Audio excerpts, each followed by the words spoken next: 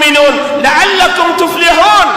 நீங்கள் வெற்றி பெறுவதற்காக மூமின்களே அல்லாஹ்விடத்திலே தௌபா செய்து மீளுங்கள் என்று அல்லாஹ் அழைக்கிறான். அந்த ரஹ்மான், அந்த அல்லாஹ் நமக்கு எச்சரிக்கையாக சொல்கிற வார்த்தை, இன்னல்லாஹ லா யக்ஃபிரு அன் யுஷ்ரக பிஹி. அல்லாஹ்வுக்கு இணை வைக்கப்படுவதை ஒருபோதும் அல்லாஹ் மன்னிக்க மாட்டான். தவறு செஞ்ச வாங்க மன்னிப்பு தருகிறேன், தவறு செய்தவர்களை அழைக்கிறான். இந்த உலகத்திலே சிறுக்கு செய்துவிட்டு மன்னிப்பு கேட்காமல் தௌபா செய்யாமல் மௌத்தானால் அவருக்கு மன்னிப்பு கிடையாது. சிறுக்கு செய்திருக்கிறார், தௌபா செய்தால் அல்லாஹ் மன்னிப்பார்.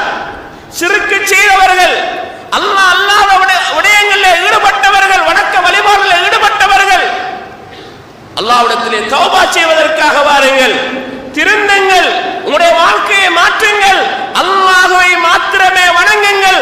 அவன்தான் வணங்குவதற்கு தகுதியானவன், அவன்தான் அறுத்து பலியிடுவதற்கு தகுதியானவன், அவன்தான் பிரார்த்தித்து அழைப்பதற்கு தகுதியானவன், அவன்தான் நேர்ச்சி செய்வதற்கு தகுதியானவன். அவனை தவிர வணங்க மாட்டோம், அவனை தவிர வேறு யாருக்கும் அறுத்து பலியிட மாட்டோம், அவனை தவிர வேறு யாருக்கும் நேர்ச்சி செய்ய மாட்டோம், அவனை தவிர வேறு யாரையும் அழைத்து பிரார்த்திக்க மாட்டோம் என்கிற நிலையில் நாம் உறுதியாக இருக்க வேண்டும்.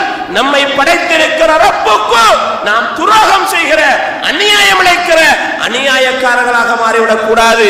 அதே கொள்கையில், அதே நிலையில் மௌத்தானால், சிறுக்கோடு மௌத்தானால் மறுமையில் அல்லாஹ் அவரை மன்னிக்க மாட்டான்.